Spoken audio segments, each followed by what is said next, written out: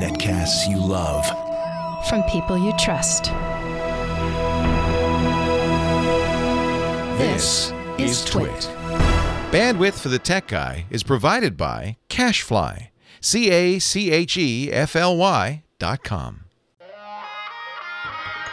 Hi, this is Leo Laporte, and this is my Tech Guy podcast. This show originally aired on the Premier Networks on Sunday, May 31st, 2015. This is episode 1192. Enjoy. The Tech Guy podcast is brought to you by ZipRecruiter. Are you hiring? Well, with ZipRecruiter.com, you can post to 100-plus job sites, including social networks, all with a single click. Screen, rate, and hire the right candidates fast. Try ZipRecruiter with a free 4-day trial now at ZipRecruiter.com/TechGuy. Well, hey, how are you today? Leo Laporte here, the Tech Guy. Time to talk computers and the internet and home theater and digital photography and whatnot, as they say, computers, technology. Let's see what, smartphones, smartwatches.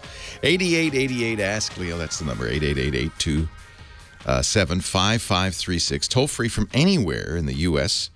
or Canada. If you're calling from outside that area, well, of course, you can use Skype and reach us using their Skype out capabilities. 8888 Ask Leo. That's the phone number. I'd love to talk to you about what's going on in your world, in your tech world. Google had its big conference, Google I/O, this week, and there's a lot going on from that. I'll tell you what. It's funny because you can almost see trends with Google in terms of what they're it's like the in the Lord of the Rings, the eye of Sauron turns and then it's gazing at that, and that's what Google, the eye of Sauron, has turned to the Internet of Things, to photography. I've been playing with the new Google Photos. Boy, this is interesting. I really like it. They're offering unlimited storage for your photography. Not just your camera phone, not just your Android device. They have it for iOS, for Apple and Android, for iPad too.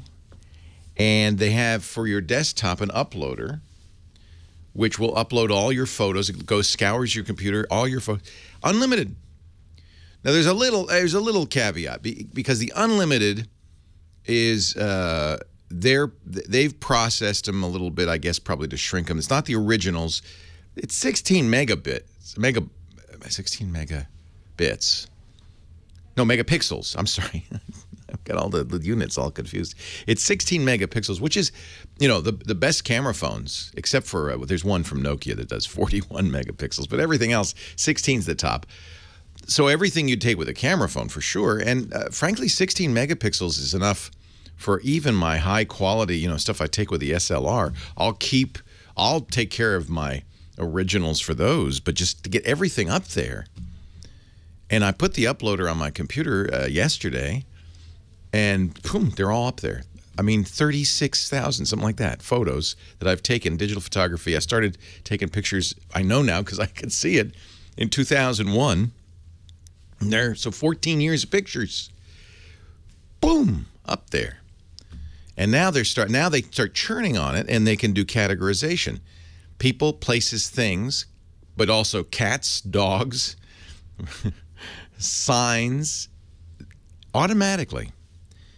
You can make movies. Take these three. It includes videos, by the way. Take these 3 videos. That's still from my trip to France.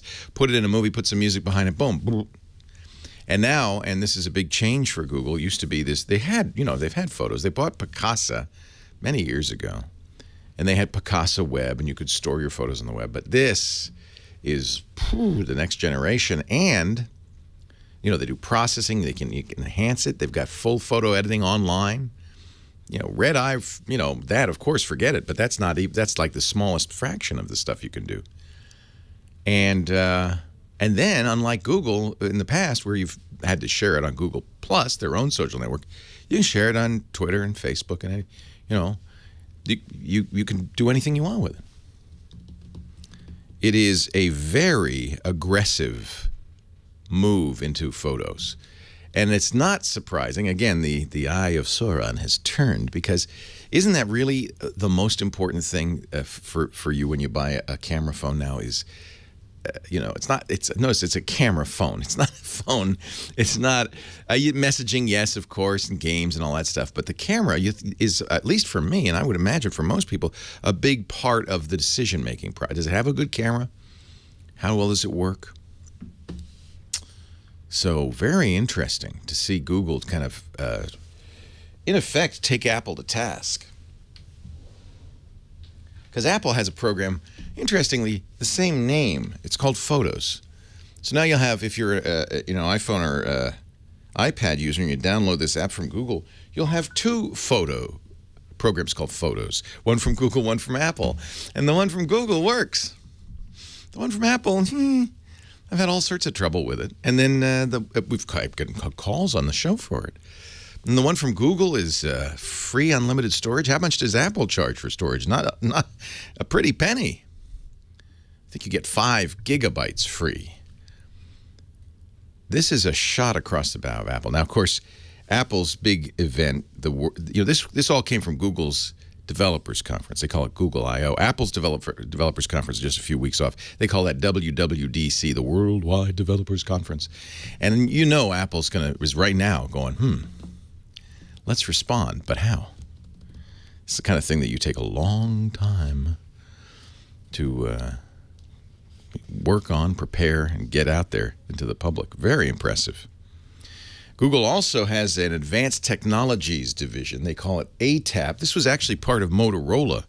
When Google bought Motorola, they resold it. Lenovo bought it last year, but they kept ATAP. So ATAP had a very interesting keynote on Friday in which they showed things like smart fabrics. They call it Project Jacquard. It's a kind of a loom, is the Jacquard loom. They have smart threads. They have all sorts of interesting devices. They have a little chip, tiny little chip, that has, I guess, effectively radar in it. Not, you wouldn't really want to shoot radar at people at close range. So it's some sort of low power thing. But it sees your hands, and they showed the demonstration. In fact, they have it at the conference. They had it, where you turn your fingers in space like you're turning a knob, and the knob turns, and it's very fine control. You can do all sorts of things. I think we live in interesting times, but boy, when a company has a lot of money, like Google does, and they decide to throw it at blue sky projects, they didn't use this term this year, thank goodness. They call them moonshots. Yeah, they used to call them moonshots. These aren't exactly moonshots. I mean, it's not the end of the world. It's not the end of the world if it doesn't. It's not like, oh, this is going to change life forever. Although imagine that you could gesture, even type on your sleeve, or you'd look like a baseball manager with the swipes and the brushing your sleeve and stuff. And every one of those gestures has meaning to your computer or your smartphone in your pocket. Or that instead of typing or twisting knobs, you just, do things in the air. Pretty interesting stuff. They have a project, ironically, as more and more phones, even the Google phones, don't have SD card slots anymore, the little micro SD memory chip. The older phones, you put one in, you could add memory and so on. New ones don't. And ironically, Google has announced a project to put an entire cryptographic computer in an SD card. I don't know. Maybe they'll bring those slots back. Actually, maybe it was a plan to get you used to not using it for storage, because that's what people used it for. They put all their music on it or whatever and stick it in the phone, and then it would see all that stuff. Don't do that anymore, because we plan to use that slot for something else. Project Tango is a smartphone or tablet with sensors to provide 3D mapping of a room or of a room you're in. Don't know what that's for, but it sounds like you could do something with it. Project Ara, which is a modular phone. I mean, literally, the phone is composed of little modules you snap together. So if you want a really good camera, you get a really good camera module. If you don't care about that, save money, get something else. Very interesting stuff. 8888 Ask Leo. Leo Laporte, the tech guy. Hey, let's go to the phones. I'll talk to you right after this. Leo Laporte, the tech guy. 8888 Ask Leo. H-Bomb has taken the day off, but hey, great news. Kim Schaffer's here. She does such a good job, too. Hi, Kim. Hello.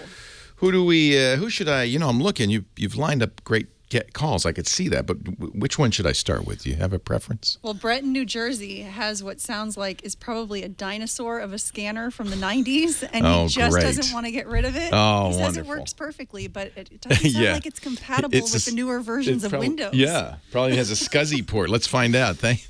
Thank you, Kim. Hi, Brett. Leo Laporte, the tech guy. How you doing, Leo? I have a Canon scanner N1220U, which is from the 90s, but it works like it's brand new, and it worked when I had 7, and it worked with XP, but now I have Windows 8.1, and I've been researching left and right, trying to get it to fix, trying to get it to work, but Canon website doesn't have any updated drivers for Windows 8.1, and Microsoft doesn't have any compatibility drivers either. So I was just wondering if there's like a way to get it to try to trick it to work. You've been to the Canon site. I mean, I see a Windows 8.1 driver. Let's see what I get here when I pick Windows 8. Oh, I see. A driver is not available in this operating system. So please call us so we may discuss options that are available to you. Guess what those options probably are? I know what those options are. So I was wrong. It's not a SCSI scanner. I mean, it's a modern scanner. It uses a USB port, I presume, yeah? Yes. Have you tried the existing driver in Windows 8? Because Windows 7 and Windows 8 driver module were not models were not very different. No, because I can't even download it because it says. Well, yeah, but you've been using it in Windows 7, right? Yes, and it works fine, There's no reason that the Windows 7 driver shouldn't work unless they've, sometimes software companies do weird things like check for the version of Windows less than or equal to 7 run. Things like that, which would be a dumb thing because Windows 8 driver model is very similar. I think most things with most Windows 7 drivers work just fine. I have the original CD that's useless. That came with that scanner, but when I put it in Windows 8, it says this app can't run or something. Yeah. Let me do they have a Windows 7 driver on that? No, because when I checked for even 7, I was going to download because it takes the Taiwan driver. It's called TWAIN. No, if I can find the Taiwan driver, then I would be okay. So is it like the universal Taiwan driver? Because then if I install the CanoScan software, that installs no problem, but it's just the driver, the Taiwan driver. Yeah, okay, so let me explain what the Taiwan driver is. Actually, it's TWAIN. Oh, TWAIN, okay. Yeah, and it stands, actually, it's not an acronym. It stands for the technology without an interesting name, TWAIN. And what it is it's a driver that's generic for many scanners, for all scanners. It's kind of a cross-scanner driver. So there are, and so if it's a TWAIN scanner, and all scanners are, you might be able to get away with not using a Canon driver, but a TWAIN-compatible driver. There's software. Where did I get that from? Well, there's actually software that I use that I really like that is better, in many ways, better than the software that comes with the scanner. So if you have a free? let me see if I can find it. I'm trying to remember the name of it. It was okay, because I'll write it down. Yeah. It was Scan, I want to say ScanSoft or something. It was a TWAIN, so it would drive your scanner just fine because you might have to buy the software, but I don't think it's very expensive. But you could at least try before you buy. I go to Google search. What should I put in the search? Oh, I'm going to find it for you. I'm not giving up. ViewScan, maybe that's the one I was thinking of. Thank you, chat room. ViewScan. There are a lot of people make third-party scan software. ViewScan works in all current versions of Windows. Really? That comes with the Taiwan driver to use scan? Yeah, it comes with the Taiwan driver. So you might. Here's what I would do: is I download it. I think you can try it for free. And you mean ViewScan, VUE, right? Yeah. Oh, I downloaded that already, but they want a lot of money for that though, and that's only for a year, I think. $39.95. Yeah, you don't have to. That just means free upgrades for a year. If you pay $89.95, you get OCR as well, which means it could take the picture that you scan and read it. So you don't want to spend $40 on that. No, because I have another option too. You were saying that. Well, there are free. I believe there are free Twain drivers you could do. This ViewScan is great. Just so you already downloaded it. I think it has a free trial. I would hope so. Try it, see if it works, and see if you like the features of it. Now, somebody is saying in the chat room, that is expensive because really you could buy a whole new scanner for $40, which is true. Scanners have gotten a lot less expensive. Yeah, because Canon gave me a deal on a new scanner when they told me mine's not compatible, and they said, we can give you a deal for $60. Yeah, see? You're right. Then a $30 driver or software, that seems kind of silly. That's why I said if I can find a free driver. Yeah, so don't Google Taiwan. Google Twain, like Mark Twain. TWAIN. Right? Yeah, Mark Twain. And there are free Twain drivers for Windows 8. If you could get a Windows 7 driver for that it would work, but I guess they only have XP drivers. It's old enough. I like ViewScan, and they do offer a free trial. But I understand if you can get a new scanner for just a little bit more, it might be worth getting the new scanner. I like my Epson scanners, and you're right, they start fairly low. But if you feel like this is a super great scanner, look around. Somebody is saying Irfan View, which we like a lot. It's a picture viewer, IRFAN View. That's free, and that has drivers built into it as well. So you can open Irfan View and say, look for my scanner, and you should be able to do it. Or just search for, there are, I think, plenty of free Twain drivers. If you look up Twain and to see what the acronym is, it's not an acronym. It stands for Technology Without an Interesting Name. That can't be right. That can't be right. Anyway, it's not Taiwan, it's Twain. If you search for that, good luck. You'll probably find something. Not that ViewScan isn't great. Hamrick software. It's from hamricksoftware.com, I think. And he does a great job. And it's been around for years. And it works not just for Windows, but OS X. They have Linux versions. So that's what I would do.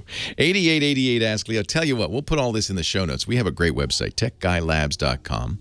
techguylabs.com. We'll put it there, and I think we'll probably get a few more ideas and thoughts, and then we can put them up there too. And if you are saying to yourself, oh, I have that Canon printer or scanner, I know what he should do. Go to the website, techguylabs.com. You don't have to sign up. It's free. And add a comment to this question, and that way we'll get some useful information up there. Leo Laporte, the tech guy. Leo Laporte, the tech guy. 8888 Ask Leo. I just looked up Twain because I was trying to think, is this really an acronym, TWAIN, for... It was created, it turns out, I looked it up, in 1991 by a working group trying to make kind of generic scanner drivers. In those days, scanners, it was hard to get a scanner to work with your computer. So they made up this kind of standard, this Twain standard.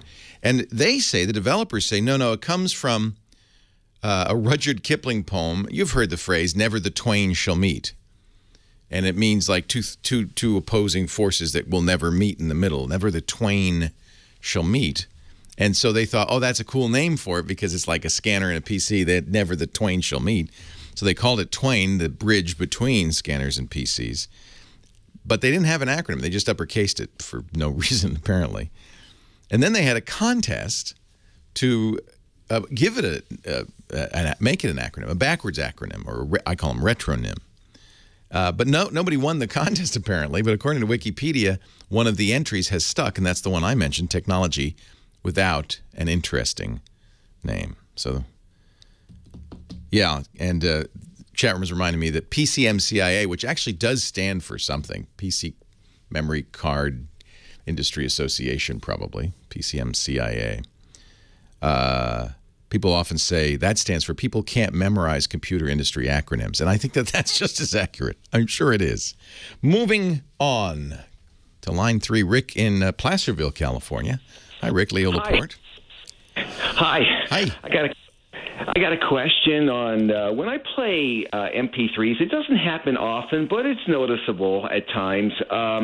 If you play an MP3 with an acoustic beginning intro or a piano intro, it seems to jump or skip a little bit until they get to the vocal, and then it plays right perfectly. And then you play that file again, and it plays perfectly. Is it always the same playback program that you're using? What do you use to play it back?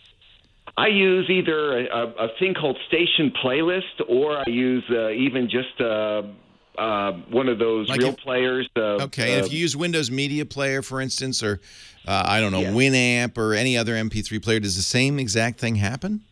No, not all the time. No, you just never know. Sometimes it may work on this player and it doesn't work on that player. Or when you play that MP3 for the second time after it's skipped, it plays perfectly. It's just everyone, but it never affects anything that's rock or electric. It's just it doesn't like acoustic intros. That's what I'm coming to the conclusion. I mean, to give you an example, like let's just take it out of the top of my mind, Fire and Rain, James Taylor. Well, I seen fire, and I see. So the guitar intro, acoustic guitar intro, right, will skip a little bit. Yes, it'll hop. And then once he starts singing, everything's fine. Yes. Or a piano intro, like all right, take something like a Barry Manilow song, or but I think your computer is making commentary on your music choices. I don't want to play that. I'm sorry. Do you have any electronic dance music? A little. Can we have a little bass in this? That is strange. EDMs now, and all that other stuff, that'll play great. Those don't. You have no problem with them. Skrillex just goes right through like butter. Exactly. That's weird. That's just weird. Now, let me ask you, where you got these MP3s? Did you make them? I made them, or I've taken them off of CDs, and I think possibly sometimes I'll take and I'll categorize them and put them in a folder, and then I went and I'll transfer them over to a different drive. And I think that might have caused the problem, possibly, but I don't know. I can't. The thing is, if it's broken, it wouldn't play well ever, right? It wouldn't get better. Right. It's weird that it gets better. I can understand, you have some bad rips or something. For instance, when you rip a CD, when you copy a CD onto your hard drive and make an MP3 out of it, sometimes the CDs can't keep up, or the MP3 encoder can't keep up, and you'll have little jumps like that. It's just a bad encode. But they wouldn't get better. They wouldn't. Right. They would always sound that way. Right, but sometimes, and I'll play, like, say, if I play that James Taylor, Fire and Rain, and it skipped in the intro, I'll play it the second time, it'll play perfectly right through. Isn't that interesting? I was just wondering, do you think it's the speed, or do you think maybe I just transferred too many files into a I don't think so. I mean, it could be. Is it an older computer? Oh no, it's been built. It's pretty much it's fast. It's got a Intel i7 Northridge 950. It's got a gigabits motherboard. I mean, it may be your player. A player shouldn't start playing until it's got all the data, and then it can start playing. So it may be that the player isn't handling the MP3 playback well. That's why I asked if you tried something like iTunes or Windows Media Player or Winamp, something that's really, well-known, well-designed. I don't know the tool you're using, but something that's really designed for playing back MP3s. It could also be your sound card. Have you tried it on other computers? No, okay. I haven't. I would guess it's something. It's maybe your sound card is. So what has to happen for that to play back is, first, the computer has to decompress it, has to uncompress it, just like unzipping a zip file. So it takes some of those MP3 bits, the frames, and it uncompresses them, and then feeds them to your digital to analog converter, your sound card in most cases, and the sound card, or actually then it feeds it to software, which decompresses it into a wave, which it then feeds to your sound card, which your sound card plays back. The decompression can take some time. That's why I asked you if you had a modern computer. I mean, any recent computer can handle MP3 decompression. It's not hard. It may be the software you're using. So it could be conceivable that it's feeding bits of the WAV file to your DAC before it's got the whole thing. Then once it's buffered, it plays fine. You know, once it's done it once, it's got it and it's got it in memory and it's cached it and it's fine. That's the only thing I can think of. It's very strange. I've never experienced this. You know, one is as an experiment, you might try taking that Fire and let's say take Fire and Rain, great song, rip it again, and this time, what did you rip it with? Do you remember? I have. Let's see. I use. I have. Let me see. Let me get on the computer. Oh, here. Hey, wait a minute. Somebody has an interesting thought. This is a crazy thought, but it's actually might be it. Some MP3 players have a checkbox that says skip gaps. And it may be, this is why it would happen in acoustic music, because there are, as he plays slowly, little, what might look to the player as soundless passages in between. And it might actually be skipping that and causing that jumping. Of course, when you have EDM or you know, dubstep or rock and roll, it's a wall of sound. And so, you know, I mean, this is very puzzling. And they play smoothly. Yeah, that's why I'm thinking it's acoustic. It has something to do with the level of the music and perhaps the fact that the music is in a wall of sound.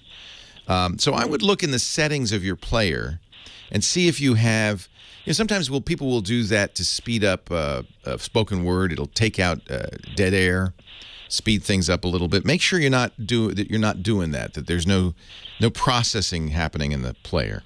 Now, of course, the logic of that is, well, why would it not happen the second time? And I don't know. It's baffling. This is not a common problem, and we have a number of people in the chat room. Nobody has any thoughts about, oh yeah, nobody's saying, which will often be the case. Oh yeah, I know what that is. That happens to me, and this is what you do. I've never heard of anything like this. That's very odd, but I like it. Every once in a while, we get a question where it's just, that's Ghost in the Machine. You get the Ghost in the Machine award for today's show. But keep listening and check the website, techguylabs.com, after the fact. Maybe somebody will come up with an idea. It's going to just take experimentation on your part. You know, just trying it on different players, different computers, putting it on a different medium, put it on a thumb drive, play it from a thumb drive, and see if there's a commonality. Leo Laporte, the tech guy. Leo Laporte, the tech guy. I'm going to go public with this because I just don't understand it. So we've been talking off the air, and it's the strangest thing. I love this new Google Photos app. It's a great app, and I put it on everything. I put it on my iPad, my iPhone, all my Android phones. I put it on my desktop. I put they have a desktop uploader, and within not long, a few hours, all of my photos that I've ever taken were uploaded, not in high quality, but in 16 megapixel quality, forever. And as long as there's a company called Google, I'm sure Google will outlast me. Right, and Google's very good. If they decide to kill this service, they always give you time and let you re-download it or whatever. So I feel like this is great. And it's free, unlimited storage. So it's a great backup service that Google's offering. Love that, and took advantage of it. Now, and I'm looking on the web. I'm looking at my photos. It's great, photos.google.com. Everything that I uploaded from every phone and everything is there. But for some reason, on one phone, I have somebody else's pictures. And now, at first I thought, oh, yeah, as people have suggested, oh, that could be a cache of pictures that were shared with you, or could be pictures. Huh? You think I'm crazy? Oh, yeah, John's suggestion was Alzheimer's, that I took those pictures but don't remember. That could be. No, because I've never been to some of these places. They're mostly travel photos. I think there's a bug. If anybody was listening from Google, and I think I found a I am getting somebody else's pictures. You got peanut butter in my chocolate. I am getting somebody else's pictures in my photos. And I'm curious, has this happened to anybody else? And that might be cause for concern that your pictures are in somebody else's photo library. People are saying, well, it was on the phone. No, it's not. I bought this phone, and I have now it's my Galaxy S6, which I've had for some time now, the S6 Edge I've had for a month. And in order to fix problems that I've had with it, I've actually wiped it thoroughly, data and everything, several times. In fact, just recently, like a week ago. So these pictures, I don't know where they're coming from. It's a great mystery. But there's quite a few of them. There's hundreds. And then they end, and my pictures resume. It's the strangest thing. A lot of travel photos. But not all places I've been. Places I haven't been to. And they're not good quality. They're not like, desktop wallpaper photos. They're very low resolution. They're not photos you would get on a phone as demo photos. There's hundreds of them. Hundreds of bad, low-quality pictures. I don't think so. And they weren't there yesterday. Line 3 knows? She's having the same problem as you. What? She just downloaded the new Google Well, let's photos talk. And this could be we could have discovered a massive flaw. Diane is on the line from San Diego. Hi, Diane. Hi. I just following your advice, or I think kind of suggestion, downloaded Google Photos because I'm trying to get my photos organized. Oh, it's great. I downloaded them on my computer and my tablet both, and they all came up beautiful. They look gorgeous, but I have all my dogs in my dog category, but then I have about 100 other dogs, maybe not 100. Others that not your dogs? Not my dogs. Not pictures you ever took of dogs? I have pictures of food that I took for sure, and all kinds of other food would be from Pinterest. I wonder if it's searching. I was going to call you today to find out how to get rid of them, but I don't think you could help me. It's me too. What is going on? It might be. This is brand new. Google just launched this on Thursday. It might be. The only thing I can think is maybe they came in emails or from Pinterest or things that I've seen on. Well, it's conceivable because did you do the desktop downloader? No, I just went to Google Photos and downloaded it. Yeah, but I mean, how did you get your photos into it? You just took them from your camera? Yeah, they just showed up. Okay, so it's just using whatever device you downloaded and installed it on. I thought I might have done this to myself because there is a desktop. I put you can go to the site and download something for your desktop computer or laptop, and it will find all the photos there. And I thought, well, maybe that's finding photos there. But the photos I'm looking at, these are not on my hard drive, I don't think. But in your case, I agree. I don't think they're on my hard drive either. They shouldn't be. They shouldn't be on you. They'd have to be from a device that you installed photos on, which would be your phone. Or my tablet, mostly. Do any of them, or your tablet? Do any of them look like something people might have emailed you? They probably, some of them might be, but not all of them. No, not all of them for sure. They look like the pictures that you get with the sample pictures you can use from Windows or something like that. Yeah, well, these are not because they're terrible. I mean, they're just badly taken. They're just snapshots, and they're low quality snapshots. I'm very puzzled by all of this. Some of mine are really nice, but as far as I can see, but I don't see very well. So it's scanning your device, your phone, your tablet, scanning it, looking for everything that's on there. And it could be it's seeing if you, for instance, save photos from email, it shouldn't, by the way, because that's saved all those emails. I may have received them, but I haven't saved them. Yeah. Saved the email, either one. I guess it could go through your cache of websites you visited. All these don't look like. That's probably what has happened. Yeah. Some of these are just, I haven't even seen. Well, the good news is they have provided a much easier way to mass delete. You can actually select one and then. I want to delete all my dogs. Oh, your dogs are mixed in? Yeah. Oy. And my food pictures and, just fun stuff. My kids and my grandkids. Look, I'll tell you what. I have a strong interest in getting rid of these too. So, Diane, I'm gonna do some research. It's brand new. This would be actually a significant flaw in the software, especially if, as in my case, it looks like somebody else's travel snapshots. It doesn't look like they're not high enough quality that they would be distributed with a device.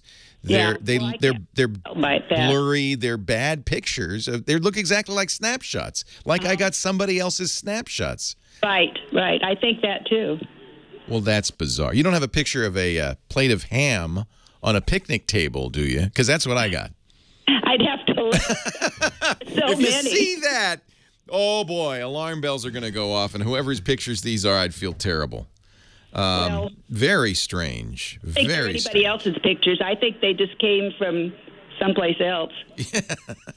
Well, I don't have an answer for you, Diane. And getting rid of them would just simply be going through them and deleting them one by one. If there's a lot of them, I feel bad. Well, that would be impossible. Yeah.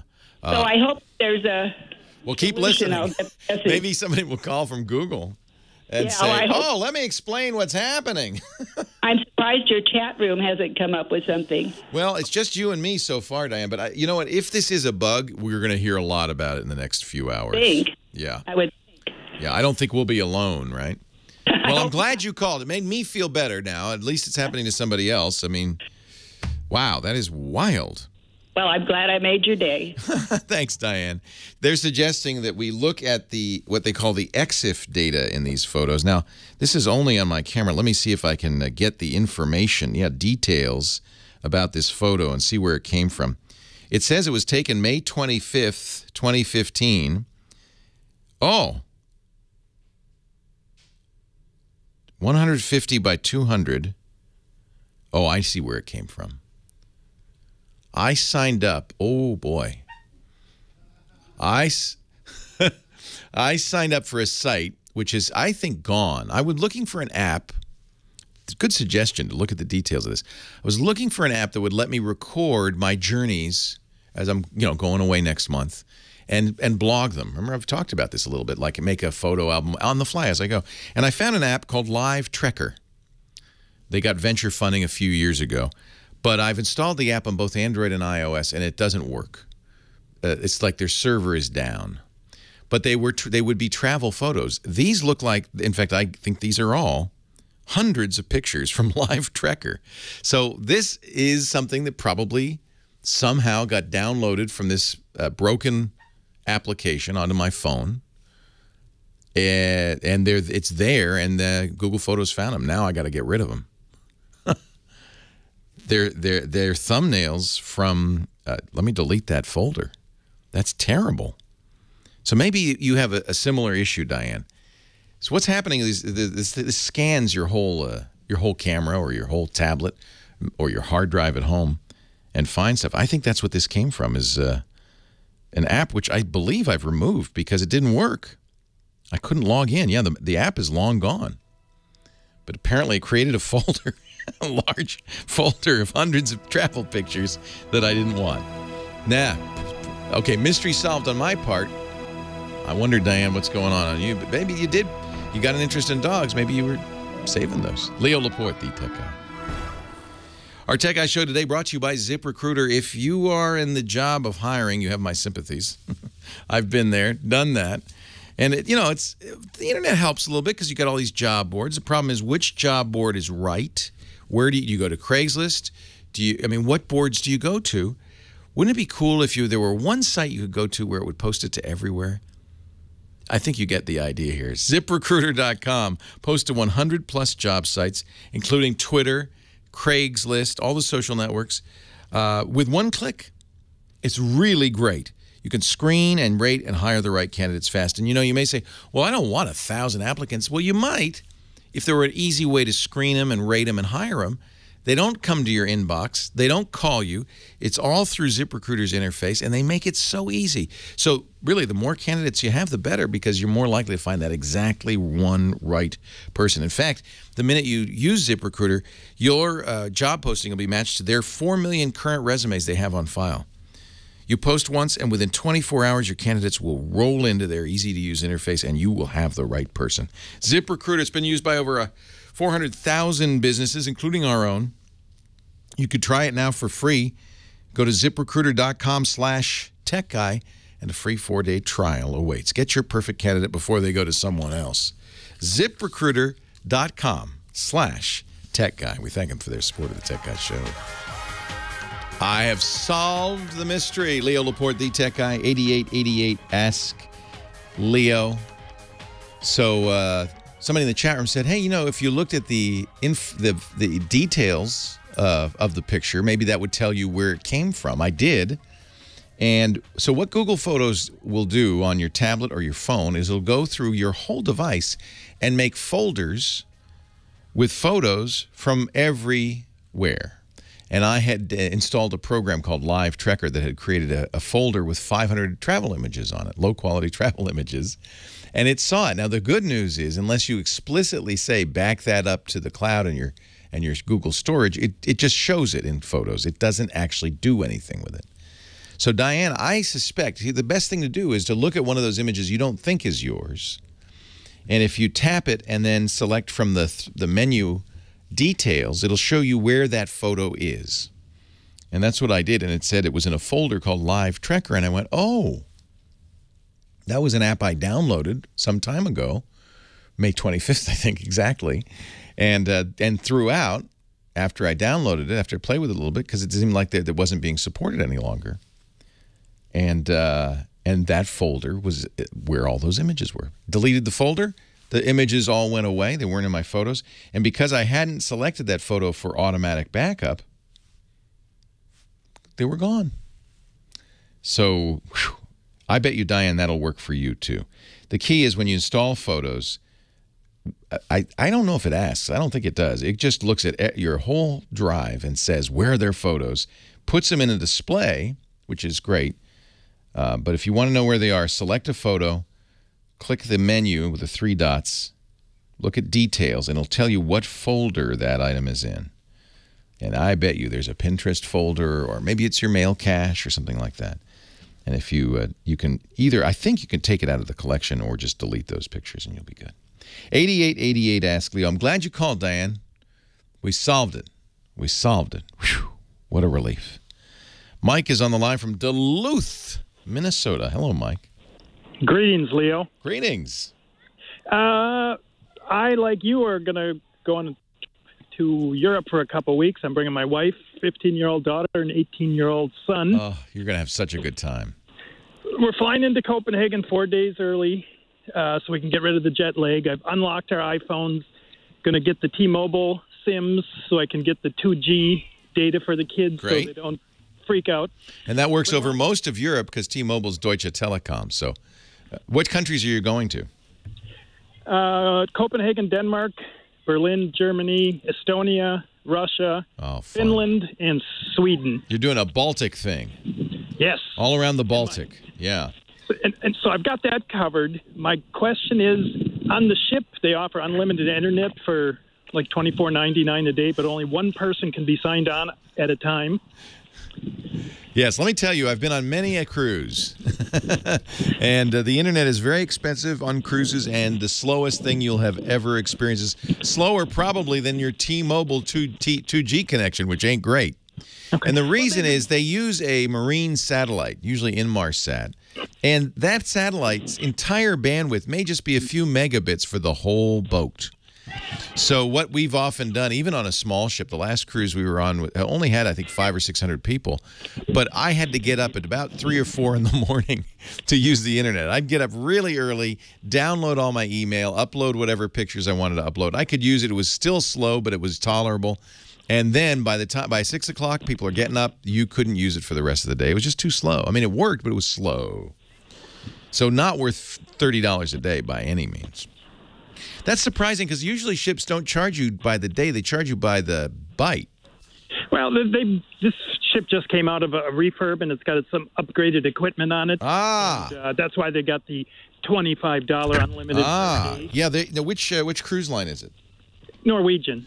Yeah, I think NCL announced that they are going to do this new satellite that's pretty fast. In fact, one of our chatters, Hey Techies Chris, says he was on the Norwegian breakaway, and he was actually able to do FaceTime audio on the ship. That's remarkable. So they have upgraded the satellite on newer ships. So you may be in luck. So here's what my issue is. It's like only one person can be signed on at a time. Right. And I've got a Windows 7 laptop. I've got one of the hotel room Ethernet Wi-Fi. Ah, clever man. So I'm trying to figure out how I can do this. I wonder if they'll have Ethernet. I've never been on a boat that had Ethernet. It was always Wi-Fi. They do have Ethernet in the room available. Okay. So you know where I'm going with this? Yeah, if you put a router on the Ethernet, that router will look like one device, but can share the internet with your other family members. But how do I log into my account with that? Is what I can't figure out in my head. You're asking the good questions here. Yeah, so that's an interesting question. Yeah, I don't know. Because you're right. And that's how they get around that. You're going to have to log in to the internet from the device you're going to use. But what is that device going to be? It can't be your router unless your router can do a login. I think some can. Some travel routers get around this by actually letting you log in via the router. Let me ask, we got Murray on travel in the chat room. He's a great travel guru. He's the one who said, yeah, in fact, some of the newer Norwegian ships do, in fact, have pretty decent internet. But how are you going to can you use a router? You know, it's probably a violation of their terms of service, right? And they may have ways of detecting that you're doing that. It's not going to be something that I would count on. Let's put it that way. How would you log in? You got me. Some travel routers do let you sign on through the router for that very reason. Did you get one already? Yes. Which one? TP-Link, I think. But, I mean, I can always buy another one. Right. Let's see if we can find one. Chat room, if you've got a suggestion. Murray, if you've got a suggestion. I use the, what is it? A D-Link 750 travel router. It's kind of cool. It's exactly that purpose.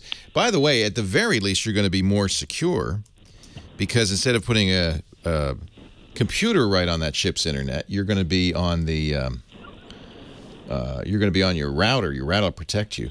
I use the AC 750, which is a let me see if they have that feature, that ability to log in. No, not the AC 750. Murray says he's used. Yes, he says that one will do it. So what you should do is try it. Plug in your router and see if you can if there's a way to use the router to log in and make that your device. Of course, you realize that by doing that, you're making everybody else mad. And if everybody else did that, you'd get back to the position where you don't have any internet.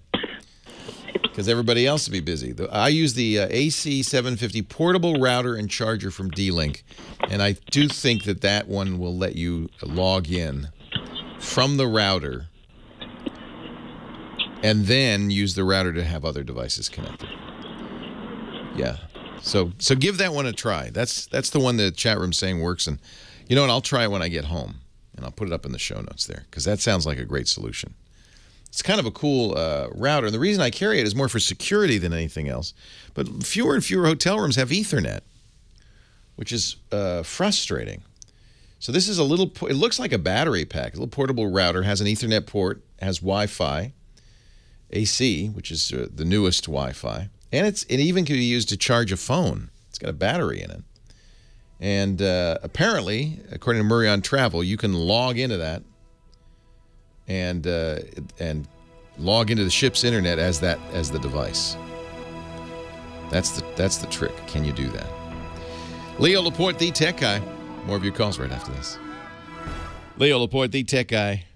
A lot of judgment from the chat room. A lot of judgment from the chat room on this last call. A number of people said, just enjoy your vacation. Don't spend time in the room on the internet. What are you doing? But remember, he's got 2 teenagers with him. But this is good. Don't tell them you can get them online. Just say, kids, we're on vacation. Go play shuffleboard like any normal cruise person. Also, people saying it is certainly a violation of terms of service, and you're using this to get around, the ship's reasonable policy to try to limit the amount of data that one person uses, so everybody on the boat can have some access. There's thousands of people on these cruise ships. If all of them got online at the same time, you wouldn't have much internet even if it had a super high-speed connection. IO Geek in the chat room suggested, and this I should have thought of this, you can absolutely do this without any additional hardware. If you have a laptop, connect it to the Ethernet port, and then turn on what's called ad hoc networking. Because the laptop has two different ways to get on the internet, a hardwired, if it has Ethernet, hardwired Ethernet, and then Wi-Fi. And so what happens, you get your internet from the hardwired Ethernet and then turn the laptop into a Wi-Fi access point. And then the kids and your wife can log onto your laptop and use the internet connection that your laptop is using. That probably is the best way to do it. You don't have to buy additional hardware. If you have a laptop with an Ethernet port, it's fairly easy to do. Just look up ad hoc networking, and it's pretty easy to do. ADHOC. And then if the IT guy comes knocking on your door, don't tell him you heard it on this show. I might want to go on that ship someday. Emily, Orange County, California. Leo Laporte, the tech guy. Hi, Leo. Okay. We're considering, we have an iPad, and we're considering buying I guess it's called a portable Wi-Fi or hotspot. Mm-hmm. And I just want to know what your thoughts on that And this would be for hotels as you travel around? What would this be for? No, just mostly in the car, or when we stop somewhere, we're going to look up an address, or we don't have smartphones, and we don't have a smart car yet. So, Yeah, some cars actually have, mine does, a SIM card. I have T-Mobile in my car, and I can set up a little mini Wi-Fi network. It's not very fast, but I could use it with a tablet, for instance, to get directions or find a restaurant. Yeah. So, yeah, every phone company sells their credit card-sized devices. We used to call them MiFi. That used to be the brand name. MYFI, and sometimes they still do call it a MiFi card. But that's exactly what it is. It gets its internet connectivity from the cell phone network, from LTE, and then it's because as long as you're in range of the cell phone network, you're not going, in somewhere where there's no cell connectivity. You can use that with a laptop or a tablet as a Wi-Fi access spot, and it's usually pretty good. How about the independent ones, because that's what... Sure. There are no independent ones. They just resell, usually Sprint. So Virgin Mobile, for instance, Straight Talk. There are a lot of companies. You go to Walmart, they have. But if you look at the fine print, it's almost always Sprint. Sometimes it's AT&T. And that's important to check because you want to look at the connectivity, the coverage for that carrier, the big carrier, not the little one, where you're going. So if they're reselling Sprint, you'll want to look at Sprint's coverage map to make sure that you're going to be able to get LTE where you're going. How about Karma? I mean, that's one of them that's cost our... Yeah, this is a Kickstarter project. Are they shipping them yet? Because this is a very cool one. Because you only pay for what you use. Yourkarma.com. And it's the same. It's exactly the same thing. They just have their own... system. I think they're reselling Sprint. I'm not sure. But it will say somewhere on the page. I'm sure I can find it. I'm sorry. Yeah, this is so it's $149, nationwide LTE. You buy as you go, right? So it's not free, but once you have the device, you buy it as you use it. Are most of those pretty much secure, and is there anything I would need to do to make it more secure? Yeah, so that's an interesting question. Wi-Fi is, of course, broadcasting your data. If you use a Wi-Fi access point of any kind, but like this or any kind, you'll want to make sure you turn on encryption, and all of these will support. And the one I suggest using is WPA2 encryption. Any modern device will support that. That means you'll need a password the first time you use it. That's fine. That keeps your neighbor from using it.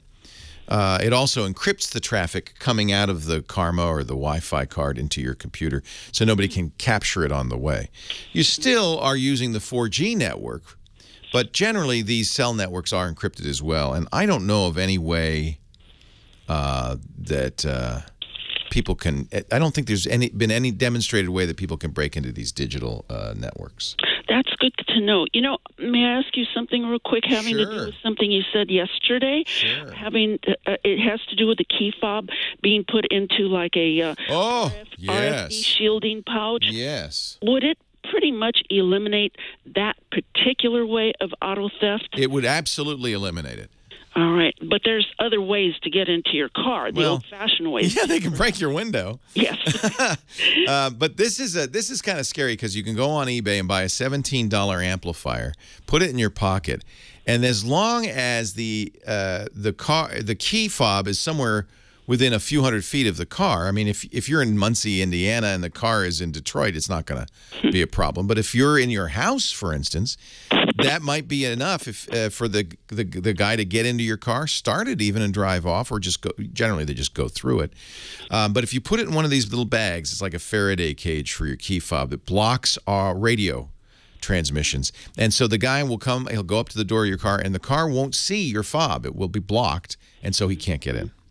Very good. I thank you, Leo. You're very welcome. Bye-bye. So Karma runs, I'm looking at Karma, runs on the 4G network with Sprint Spark, then falls back to CDMA on Sprint. So it is a Sprint device. Karma was using the old Sprint 4G network, and when I've spoken to them, they said they are rapidly rolling out newer networks and better networks and more traditional LTE. So it will get better. Let's put it that way. The old Sprint WiMAX was terrible, and I think in some cases it used WiMAX, and that would not be a good recommendation. But I think now it's supporting traditional LTE in most markets. It's kind of an interesting idea. More of your calls to come. Leo Laporte, the tech guy, 8888 Ask Leo. Leo Laporte, the tech guy. We're talking high tech at 8888 Ask Leo. Chris Marquardt is what do they say in the TV news? On assignment. He's traveling all around like Tibet and Nepal and stuff, as he often does, doing his photography workshops. He'll be back in a couple of weeks. But don't forget, we do have an assignment. In fact, I think Chris will probably review the assignment on his first weekend back. So please get out there and start taking pictures. The word that you're trying to illustrate or exemplify, and you decide what it means, is relief. I'm not going to tell you. I'm not going to give you any ideas. It's just to get your creative juices flowing. Take pictures. Doesn't have to be fancy camera. It can be whatever you've got. That's not the point. He's looking for interesting, creative, clever, unusual photos illustrating the word relief. Now, here's what happens. You can upload as many as one picture a week, so you got a few more weeks. But take pictures. Take as many as you can. Upload them to Flickr. Do you know about Flickr? Flickr's another great place. We were talking about Google Photos. Flickr offers a terabyte of storage free for your pictures. It's a good place to put pictures if you want comments, if you want to share them with other photographers, that kind of thing. So upload them to Flickr, tag it with the word relief, and then you need to join the Tech Guy group. That's the group that we put together on Flickr. There are 12,000 members. I love that. You see my face, then you'll know it's the Tech Guy group. You can join it for free. Flickr's free, and you can join for free.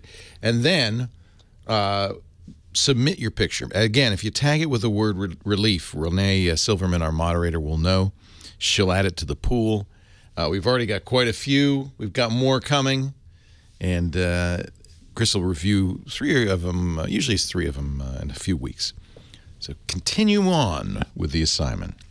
8888 Ask Leo. That's the phone number. Moving to Scott in Westminster, California. Hi, Scott. Leo Laporte. Hi, Leo. How you doing? I'm well. How are you? Good. Within the time I've been waiting on the phone for you, I have made a bootable OSX Yosemite thumb drive. Good man. That's a very useful thing. Every computer ought to have a bootable thumb drive lying around just in case, right? Yeah.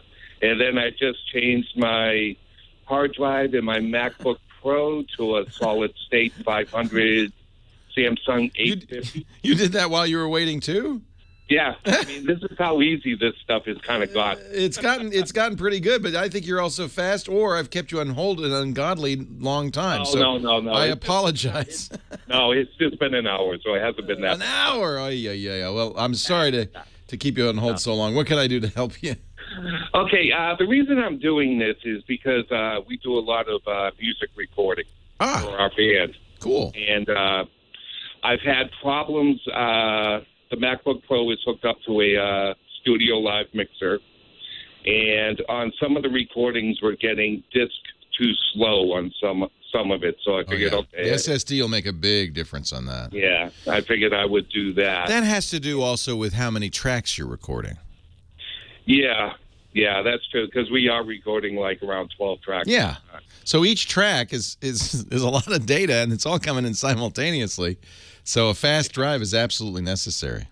Yeah, so I figured that would help. But one comment I wanted to make is on your podcasts and everything, it'd be great if you guys would ever put together some kind of a recording or music type of podcast. Yeah, I know there's a lot of interest in that. So we have a new show we just started. We just did episode 5 yesterday. It's Saturday afternoons. It's called The New Screensavers. It's a variety show, and one of the reasons we did it is so we can put in segments about stuff we're interested in that maybe we couldn't or wouldn't want to do a weekly show about, because it's a big deal to put together a weekly show. It has to be of, a broad general interest, or it can't have enough content every week. But people have been asking for recording technology shows for a long time. So we actually are actively looking for people who can come up and do segments with us on the New Screensavers. So look for that in the weeks to come. I agree with you. It's a great subject, and I would like to do a lot more with it. And thank you for your show, because I never would be able to do what I just did. I'm impressed. It wasn't for you. I am very impressed. There's a great, if you're on a Mac, are you on a Mac? You said you were, right? Yeah. Yeah, there's a great program. It's free. I would recommend downloading. It's Blackmagic Speed Disk, or Disk Speed Tester. Search for Blackmagic in the App Store. It's free. And what it will do, it's Blackmagic makes hardware for audio and video recording. So what it will do is it'll test the speed of your hard drive and then tell you if it's fast enough to do any particular kind of streaming recording. Okay. Yeah, I use it for benchmarking, but it's very handy. You will find, I think, that the SSD is going to give you you'll be able to do many more tracks than you could do with a regular hard drive. Oh, that's great. Hey, thanks for the call. Have a wonderful day. Nice to talk to you. What's your band? We're called Frigate. We're all in our late 50s, and we're from back in the hair metal days. You play metal? Now we're old and play the blues. Oh yeah, the blues. When you get past 50, you gotta play the blues. Oh yeah. Well, yeah. I'll tell you what. That sounds great. Do you put out albums? Do you perform in public? What do you? Right now, we're right in the middle of recording a CD. Right now, we have around 16 songs. Nice. So that should be done in about 6 weeks. Well, I'll look for it. The Frigate, the CD, coming soon. Yes. All right, thanks. Thanks, Scott. Leo Laporte, the tech guy. Rick on the line from Torrance. He's next. Hi, Rick. Whoa, Rick. Are you there? Hey, Rick. No, that's okay. What can I do for when you're on hold for an hour? The phone gets stuck down the seat cushion. We hung up and had to call back. Oh, no! Well, I hope I can help you, Rick. What can I do for you? Well, I think you can. And actually, then your other story about the Google Photos plays into this, too. I took and hooked up to Google Drive, as you told me a couple weeks ago, over iCloud and something else. But then I've noticed that my internet speed is slowed. Uh-oh. Now, I'm wondering, is it downloading constantly? Are there any settings where I can go down and make it download once a week to catch up with what files I've put in? Well, I mean, unless you have a huge amount of data, it shouldn't affect your speed at all. How much stuff do you have stored? 100 gigs of data. That's I went and bought a little extra space on them. Yeah, I don't think that's. I have a terabyte of data on Google Drive. It's not constantly downloading it. So once it's up to date, it could be when you first turn it on for an hour or two. It might be kind of busy. But I think any program like that, and there's tons of them, Dropbox and OneDrive and Apple's iCloud, all of them are supposed to be what we call nice, and that's actually a technical term. Nice means they don't use too much of the processor or too much of your bandwidth. They don't use all of the bandwidth available. They use a small fraction of it and just trickle the stuff back and forth. And I'm sure Google is smart enough to do that with its Google Drive. So it seems unlikely that that's the source of the slowdown. So you don't think that's the reason it's slowed down any? I don't think so. If you need to, you can pause it. Just go to the menu and pause it and see if that improves the bandwidth. But, maybe initially when it's uploading a ton of stuff, or I guess it would be downloading since you have it on the drive, downloading a ton of stuff, maybe it'd slow you down a little bit initially. But pause the activity. Go to the menu and pause the activity on the Google Drive and see if that improves things. Okay. That'll tell you. Yeah. And since you were all of a sudden realizing you had some problems with that photo. Yeah, I couldn't figure out where those photos came from. I was about to do that myself just 2 days ago, and then I heard you come up with that. Yeah, well, it's okay. Now we figured it out. So just know that it's going to get every folder. It won't upload them, but it'll see them, and it'll show it in the gallery. And you know what? That may be what you want.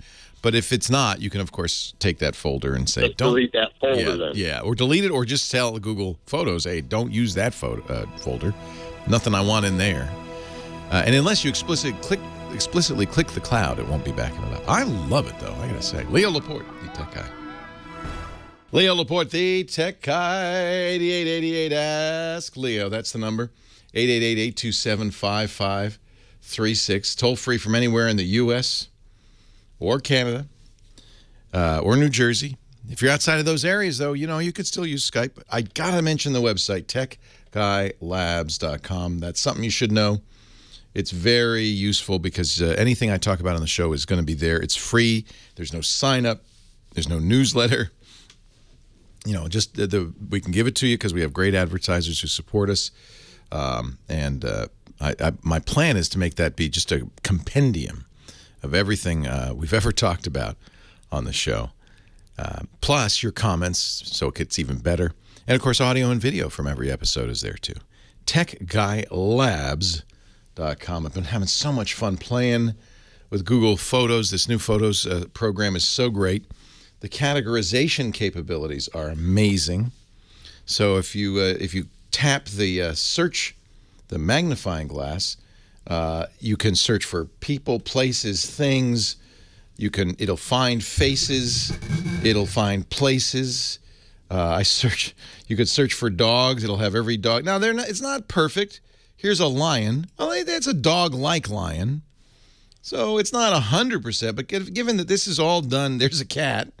Even that it's all done automatically without any effort on my part. These kinds of categorization is just amazing. You can search for snow in Paris. And since it knows where pictures are taken, and I presume it gets that from the geographic information stored in the picture, and then it looks through the pictures from Paris and then sees if it can find any snow in those pictures. And lo and behold, it sure does. Snow in Paris. Isn't that amazing? I mean, you know, I'm blown away.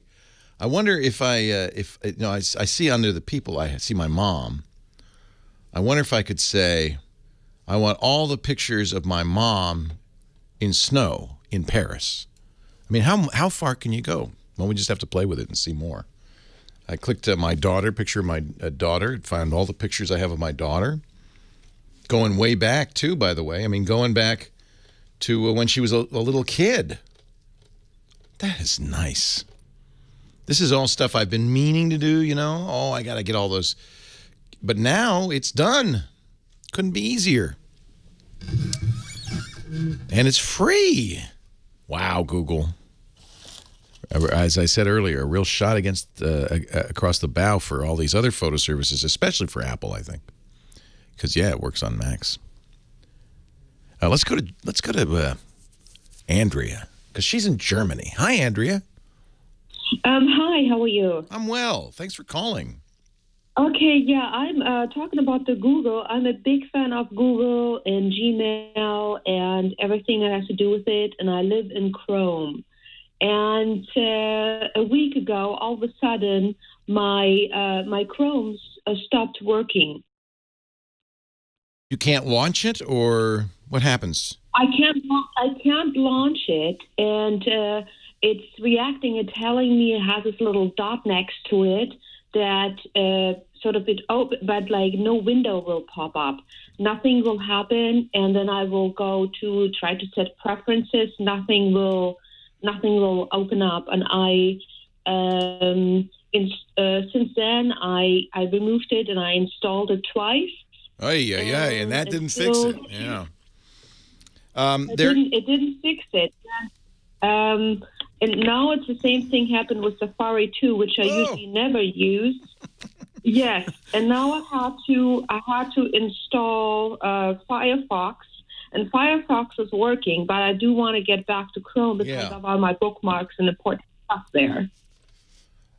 So probably what you want to do is launch Chrome in safe mode. I know how to do that in Windows. I'm trying to remember how to do it in the Macintosh.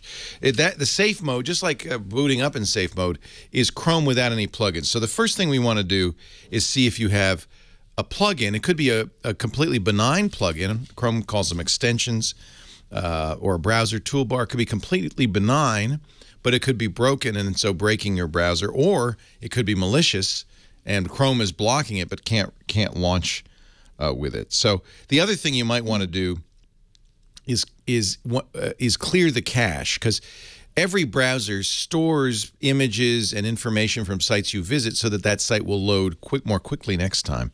And if something in the cache got corrupted or damaged, every time Chrome loaded and tried to load it, it would go and die. So that's what I'm thinking. Is there some, even though you've uninstalled Chrome, how did you uninstall it? You just dragged it to the trash, right? I think so, yes. I mean, and I try to make sure everything is deleted off my computer off it, and then, I reinstall it. Could it have anything to do with Java or Flash? Yeah, but those are both plugins. Now, Flash, you don't have to worry about. That could affect Safari and Firefox because they need to use Flash, but Chrome comes with Flash because Flash is a real security nightmare. So Google decided we're going to include Flash. We're going to auto-update it. We're going to kind of isolate it, sandbox it. And so Flash, but on the other hand, Java's not. That's not the case. So if you have installed Java, did you install Java?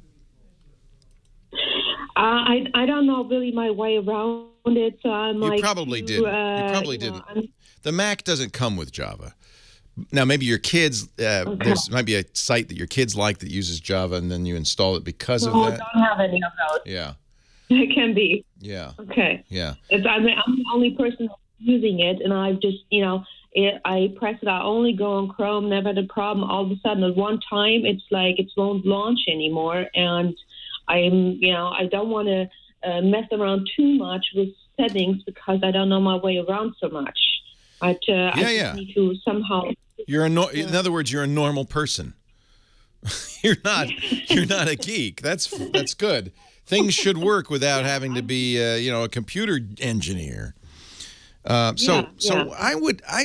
thinking that the first thing you should do is create, and this is every Mac user should do this, have an unused user account on your Macintosh. Because you can do that right now in your existing account, create a new account, and then log into it. Because that won't have any of the, it'll have the Chrome sync, so it'll bring in the extensions, but it won't have any of the cache information. If there are weird settings or preferences, those won't come along with you. So I would create a new user account. You know how to do that in Chrome? I mean, in OS X? No, but I guess I'll have to Google it. But I'll tell you how. You go. It's under the Apple. You see the system preferences, and you're going to go to the user. I think it's called accounts. Under system preferences, it's called accounts, or I'm sorry, users and groups. And you're going to press the plus sign and add a new user. And that user will be kind of a clean install, right? It won't have any of the cruft that you have in yours.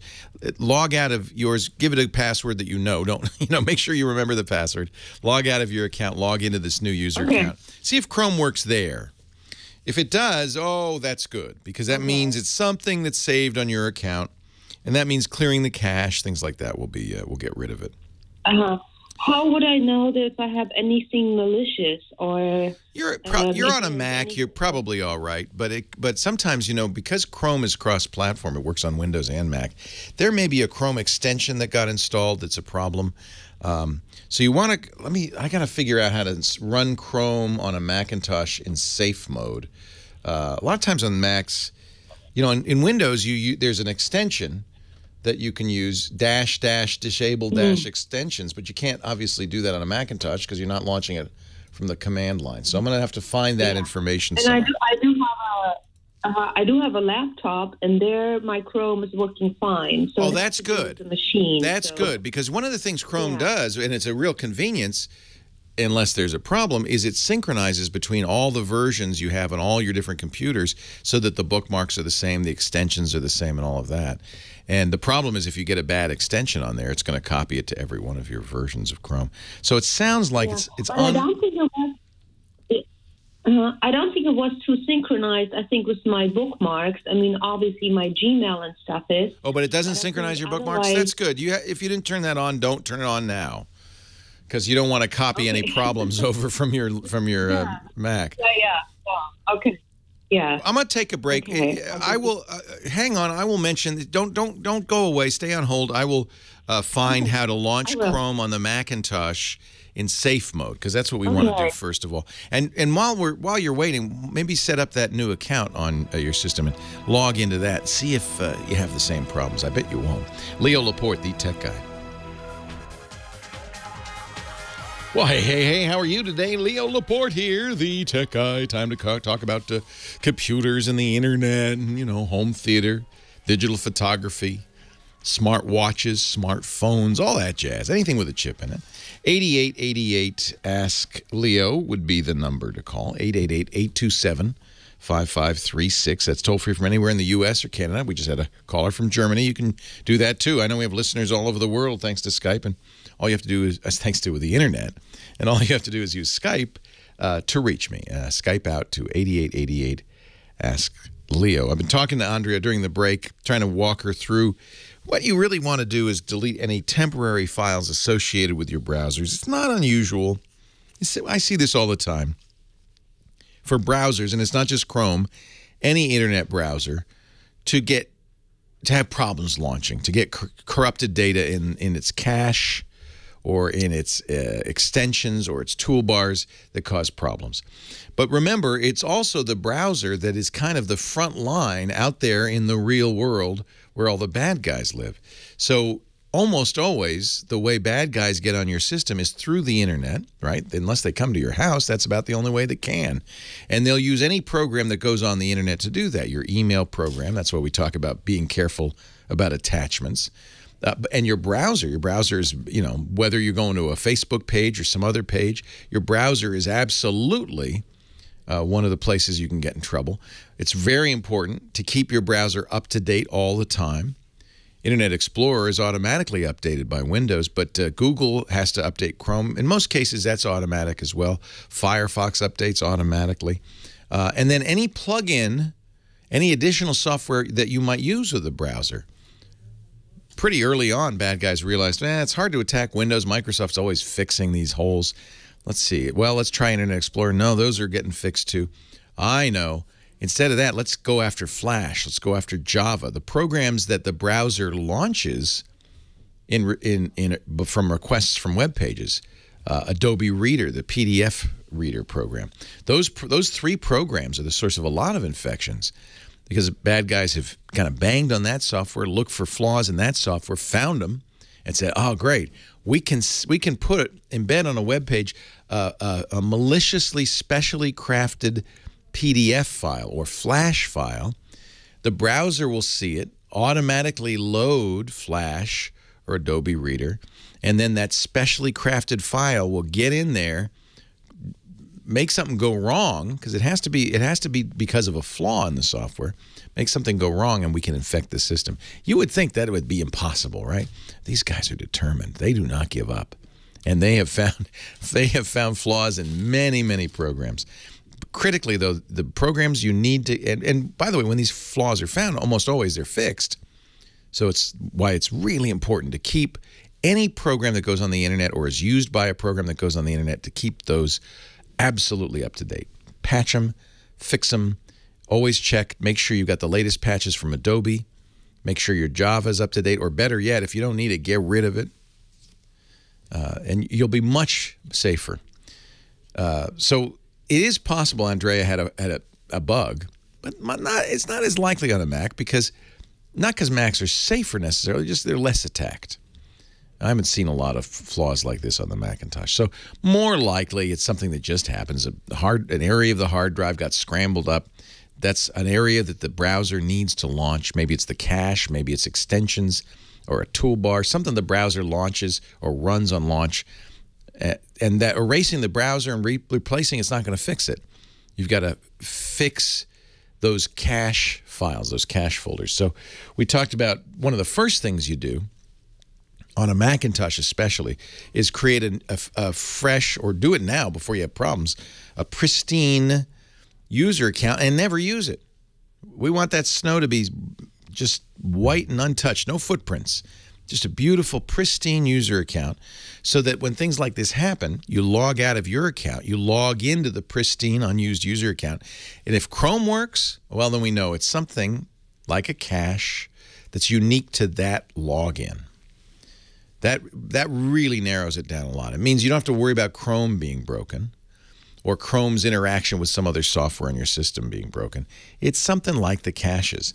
So then you go back to your old account, the account where Chrome doesn't work, and you might want to delete, for instance, the Chrome folder.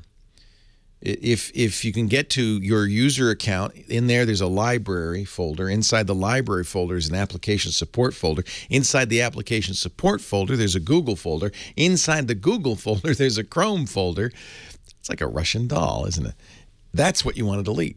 Just delete that Chrome folder. Chrome will launch. It'll say, oh, we're starting fresh. Recreate all those files. But if there was a problem in that folder, if that was where the problem lies, getting rid of it's going to fix it. So it's a little tricky. And unfortunately, Apple, in the most recent versions of the operating system, has decided to hide the library folder. No good can come of users messing with a library folder, they said. You just bring it to a genius. Let the geniuses handle it. Well, something like this is pretty easy. In fact, if you know the secret path, you can get to the library folder. Just open your Finder. There's a Go menu on the Finder. Hold down the Option key when you go to the Go menu, and library will magically appear. In fact, you can let go of the Option key and press it again to see what happens, and it actually adds a magical library entry. I guess Apple figures, well, if you're smart enough to figure that out, you're smart enough to go in your library folder. I think it's a good thing to know about. That's why I'm telling you. I hope that helps, Andrea. Try logging into that separate account. See if it works. If it does, now it's time to go back into your account and sanitize it. Get rid of the stuff that's causing a problem. 8888 Ask Leo. Next, we go to Michael, Los Angeles. Hi, Michael. Leo. Welcome. Oh, thank you. Thank you. It's good to talk to you. Nice to talk to you. My question is my company is issuing me a iPhone 5C with just 8 gigs of memory on it. Your company is cheap. Yeah, it is. Not only is that last year's iPhone, actually 2 years ago's iPhone, it's the cheap one of 2 years ago's iPhone. Exactly, yeah. But, trying to be fiscally responsible for a company. Nowadays, that's a good sign. It means the company might survive, yeah. Yeah, exactly. So my question is, when I'm setting it up, what is the most efficient way to set it up so I get the best use out of it? I don't know why Apple sells a phone with so little storage.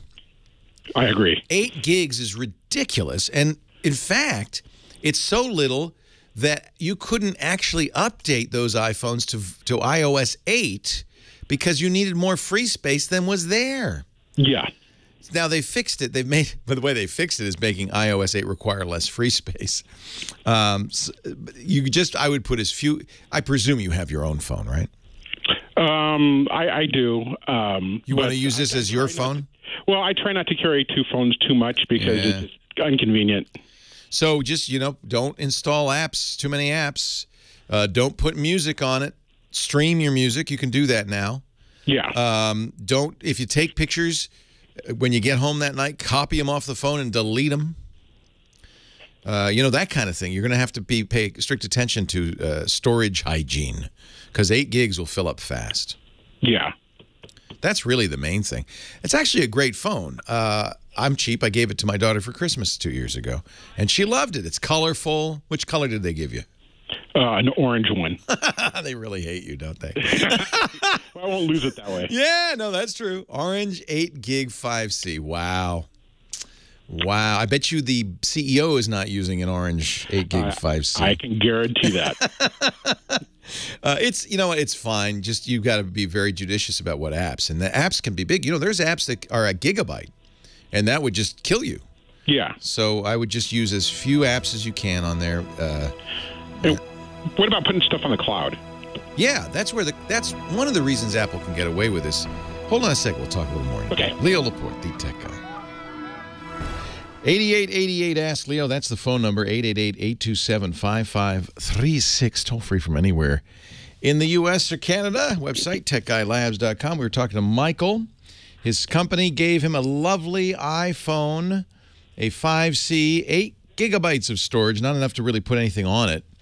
This is what's changed. You know, it used to be you wanted a lot of storage on your iPad. They even sold 128 gig iPads, remember? Because, you know, you'd put all your music on there and your TV shows and your movies, and it'd fill up real fast. But nowadays, if you're online most of the time, you stream all that stuff. So whether it's Spotify or Beats or iTunes Radio or Pandora, you don't need to store music on your 5C. You can stream it. Similarly, if you take pictures or shoot videos, if you get them off of there quickly, this is where Google's Photos is really great. And even if you're using an iOS device, I would absolutely try Google's Photos app, this new app for iOS, because it automatically backs everything up at a very high quality, videos and pictures. Now, it doesn't delete them, but you can now safely delete them. You can take your phone and hook it up to your computer. It's a shame you still have to do this. Apple has not given us, to my knowledge, any way to manually delete photos on an iPhone, which is crazy. Crazy, right? You can't just go in your, or can you? Maybe I'm missing something. I don't think you can just go in your photo gallery and delete stuff. You have to connect it up to a computer, download the photos, and then after you've downloaded them all, it'll say, okay, do you want to delete them? And you say, yeah. But that's something you're going to have to do with 8 gigs of storage. You can't keep them all there. I don't know. What other kind of cloud stuff are you thinking? Like Google Drive for documents, things like that? Yeah, I was just looking for any kind of options just to get the best use out of it. It really depends what you do. I'm all in on Google. People probably figured that out. They offer Google Drive, which means you have word processing, spreadsheets, slides in the cloud, so those documents don't have to be stored on your phone. Google will also do a calendar and address book that syncs with the phone's calendar and address book. That's nice. That's kind of a backup system. It even syncs with your desktop. Unless you use Microsoft's Outlook, they have taken the synchronization from Google away. You have to buy a third-party program to do that. Yeah, I think it's safe to use the cloud. Apple has its own cloud solution. A little less sanguine about Apple's iCloud. Apple, it's not their main business. Their core business, unlike Google, whose core business is networks and clouds, Apple's core business is hardware and operating systems, and they've never done a very good job with their cloud services. MobileMe was a fiasco. In fact, famously, Steve Jobs fired the entire department after they released it. He said, you guys practically cost me the company. You're all fired. But what's funny is it's not gotten much better. iCloud still is problematic. So you could use it. If you use Apple's own apps, Pages and Numbers, and Keynote, which are great apps, both on the desktop and on the phone and on the tablet, you can save your documents to iCloud from there. And that actually works pretty well. Dropbox is available. OneDrive, Microsoft solution is available. These companies are networking companies. They do a better job, in my opinion. Are you in law enforcement? No, I'm actually in EMS. Ah, okay. Well, I don't want to keep you if you have anybody to rescue. Oh, no, okay. No, at all. Hey, that's interesting. Do they give you? Are there specialized apps that they put on that phone?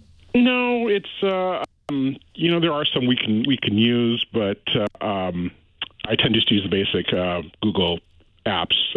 Seem to work best for us. And actually, while I was on hold, I was tried out the Google Photos, and you're right, it does rock. Oh, it's so great. Apple, I got to tell you, because Apple has been struggling. This Photos, they imposed their new Photos on the desktop with the release of the latest version of Maverick or of Yosemite, and now people are, and they took iPhoto off of the iPhone and iPad, and now you're kind of stuck with this photos thing. And it doesn't work. It's broken. So I have to say, I feel like Google's kind of taking advantage of this and saying, "Oh, well, you got something called Photos too. You ought to try it." Anyway, I think you can get by with 8 gigs. You just have to really be judicious, and I don't think you're gonna have a problem as long as you remember the cloud is your friend.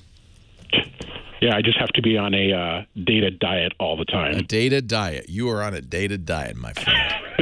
No fat iPhones. Yeah. All right. Hey, thanks for calling. Thanks for the work you do. I appreciate that. 8888 to ask Leo. All right, so somebody said, "Oh, I can't believe Leo doesn't know how to delete photos from an iPhone or iPad." I would love to know how to do that. What do you press and hold? Is there some way to do that without? Maybe I'm just missing. Oh yeah, there's a trash can. Never mind. I see the trash can. Is that something new? Is that with the new Photos app? Because I don't remember being able to do that. So, yeah. So foolish me. Go into the Photos app on your now we're gonna have to say Apple Photos app, aren't we?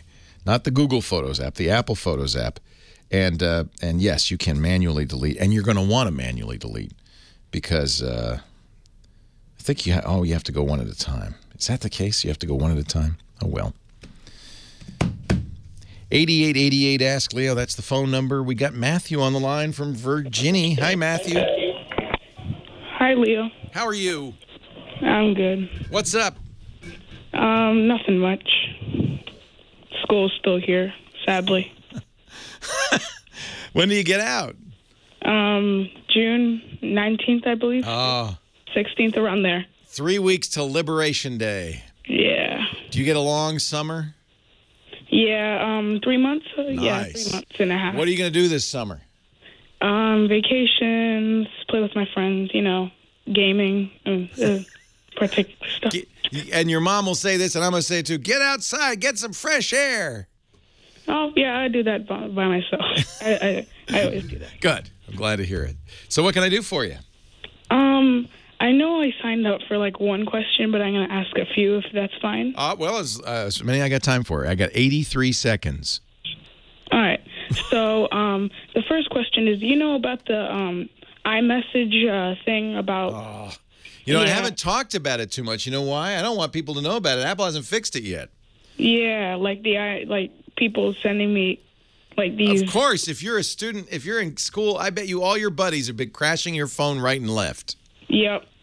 There is you can send a string of weird characters to an iPhone, and it will crash the phone. In fact, not just the phone. I mean, I think it crashes other things too. I think it could be used in other contexts as well. Apple's temporary fix. You want to know what the temporary fix is?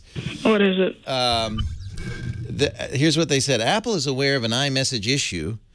It's an issue caused by a specific series of Unicode characters, and we will make a fix available in a software update someday. However, by the way, the message crashes the iPhone followed by a reboot. And if you attempt to reopen messages after the reboot, the app crashes again. If it's in list view, I'll have to take a break and tell you there's a 4-step fix. Leo Laporte, the tech guy, right after this. Leo Laporte, the tech guy, 8888. Ask Leo. Bucky Bitt in our chat room said, that's not hacking. That's typing. It is typing. It's an interesting flaw. We're talking with Matthew about the. Has anybody done it to you, Matthew? Yeah. So I kind of did. I actually kind of had it to me coming. So I'm like. So I told my friend told me.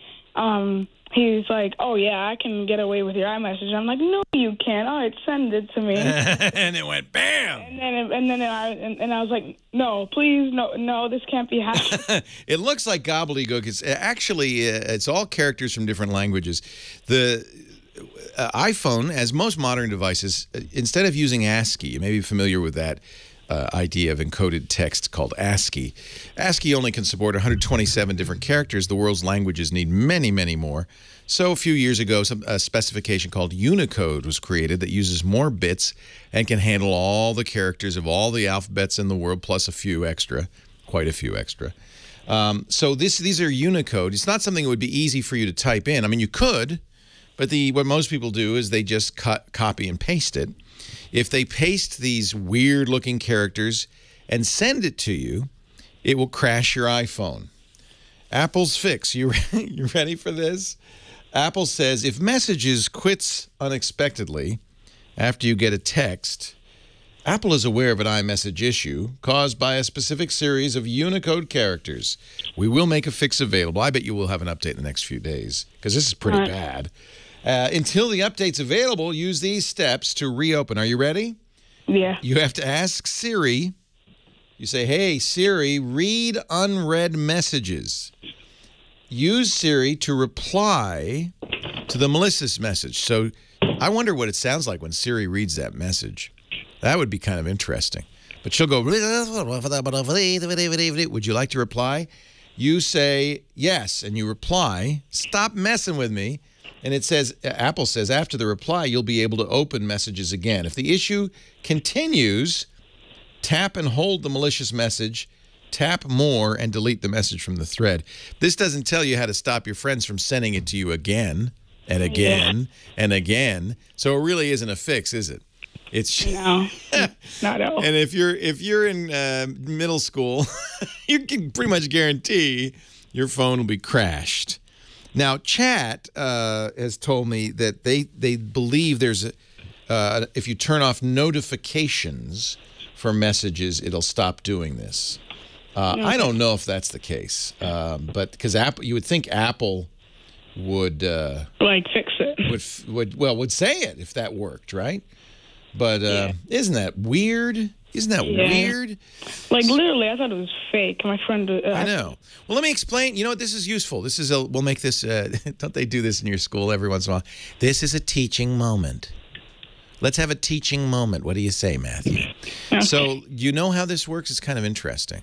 I'm theorizing because, of course, Apple hasn't said, but this is probably in a class of very common hacks, exploits, and crashes called a buffer overflow. In order to print those text messages, you know, you have a text printing engine on the iPhone, and what probably happened is that the messages overflowed the amount of space, the area allocated for them in this rendering application. When it did that, stray garbage got written to other parts of memory and could crash the program or crash even the whole computer, depending on where that memory got written. Now, that at first is merely a malicious attack. It's just annoying, right? You have to turn the phone back on, go through the, hey, Siri, read me on your unread messages, et cetera, et cetera. And then I have to say, hey, Siri, this to my friend. Yeah. But almost all really serious exploits start this way, with a crash. Because the next step now is the hacker says, I got the buffer overflow to happen. I was able to write to an area of memory. Now he plays with it in such a way, trying to write to an area of memory so that he can write some malicious code and then get that code executed by moving the stack somewhere and pointing the stack pointer so it would execute code in that new area of memory. And you know what? That's where almost all of the major security flaws come from. Buffer overflows that are followed by executing code on the remote computer. So it's something to take very seriously. Now it's just annoying down the road and could happen sooner than later because, believe me, as soon as hackers see a buffer overflow, they go, yeah, and they start messing with it. It takes a lot of dedication and time, a lot of trial and error, because they're not sure exactly, where the code is going to be and how to jump to it. But eventually they figure it out, and that's when you get a really serious problem. That's when they can do things like take over your phone. So I would do whatever you can. Maybe just turn off your phone for a little while, because this could get much more serious. Apple, you can bet, is rushing to fix it. Yeah, luckily I have other things like Kick and stuff like that to use. Yeah. Renee Ritchie, my friend at iMore, says you can prevent crashes from the lock screen. Launch the Settings app from your iPad or iPhone home screen. Tap on Notifications, tap on Messages, and then toggle Show on Lock Screen to off. You don't want to see that text on your lock screen. Now, interestingly, this is also crashing Apple Watches. It's interesting. It shows you the code's common in Apple Watches and Apple phones. So in the Apple Watch app on your iPhone or your iPad, tap, I guess it would only be the iPhone, tap on notifications, tap on messages, tap on custom, and toggle show alerts to off. Now, that's going to kind of make messages less than useful on the Apple Watch, but you only have to do it. There goes your $10,000 Apple Watch. Yeah. I hope Pharrell and Katy Perry are listening to this show, don't you? And then you want a clear notification center to prevent crashes. There's all sorts of stuff. We'll put a link to Renee's article at imore.com. There's a lot of things you might want to do. This is very bad. But to be fair, this could happen to anybody, anytime. Computers are not perfect. Really, the test of this will be how quickly Apple can fix it. You know, if Apple pushed out a patch today, then we would just stop. It would be over. If they wait till next week, that's a problem. Yeah. So I have another question. Sure. If that's fine. So I do some YouTube like you, and I do some gaming. What capture device, like capture software do you use? All right. Hang on, because I have to do a little ad here, but when we come back, we'll talk about how you can be the next PewDiePie, the next superstar on YouTube. Leo Laporte, the tech guy. More to come right after this. Leo Laporte, the tech guy, 8888 Ask Leo. That's the phone number. Call me. Let's talk. So there's lots of ways if you want to make a game. You know, they call them Let's Play. Is that what you want to do? Make a Let's Play video? Let's Plays, yeah. So you play a game, and PewDiePie does this, and there's a little picture of him in the window, and he's talking and swearing up a storm and playing a game, and you're all laughing. Do you watch his videos? Yes, but you know, I'm a little mature not to say those words. But, yeah. And by the way, I should point out that what grade are you in? 6. 6, perfect. My stepson's in 6th grade. Every kid I know in 6th, 7th, and 8th grade, that's their goal in life, is to be the next PewDiePie, which means it's going to be a little competitive. It's going to be it's pretty hard. There's going to be a few other people doing it. So there are various ways to do it. There's programs like Fraps that will do screen recording on Windows. Your Xbox has kind of a built-in system. There are all sorts of ways to do it. The OBS project is the one everybody always says to me, oh, you got to do that. Do you know about Broadcaster? Yeah, you know about it. Yeah, because that's what I use to live stream on Twitch. Well, so you already know, right? Yeah, but the thing is, like, sometimes my computer lags. It's not like a particular gaming computer. It only has the well, you need to tell Mom and Dad, if you want me to be rich and famous, if you want me to be the next top broadcaster on YouTube, Mom and Dad, you got to get me something a little faster than this piece of junk you got me working on. Oh, what an idea. What a thought. It's pretty cool. Twitch, of course, is the company that's benefited the most from this. Twitch Twitch.tv was started by Justin.tv. They folded Justin and said, yeah, that's fine, and then sold Twitch to Amazon for billions of dollars. I don't know what Amazon's going to do with it. I'm surprised YouTube didn't buy it, but yeah, YouTube's got its own thing. 8888 Ask Leo. We're almost done, but I give you the phone number because I'm going to keep the calls a-going after the top of the hour. We're pre-recording for my vacation next month. So continue to call 8888 Ask Leo. We'll go for about 45 minutes extra after the show ends today. That's only about 10 minutes from now. Marco is in Portugal. Hi, Marco. Hello, Leo. I've been listening to you for almost 10 years. Wow, thank you. I was calling you because I was wondering about Apple routers. Okay. I've been hearing about all those vulnerabilities. You and Steve Gibson. Yeah, and there's so many in routers today. We just got Net USB and a lot. Yeah, we just got a new one, right? Net USB. Almost every week a new one comes out. And none of them, as far as I know, affect Apple routers. Yes, that's what I wanted to ask you. If an Apple Express, Airport Express, would be a good alternative. I only use Apple routers. They're a little more pricey because everything from the fruit company is. But because Apple usually does not. So one of the reasons, for instance, this NetUSB is so widespread is it came from code that everybody just used. That was on, it was library code on the internet. Instead of writing their own code, router companies were lazy. They said, yeah, we'll put that in there. Same thing with the WPS vulnerability, that, a single button push to sign up to a router. They used library code that maybe even was never intended to be used in a real-world situation. It was just reference code. It had bad crypto in it, and everybody used it. And so it was a huge vulnerability.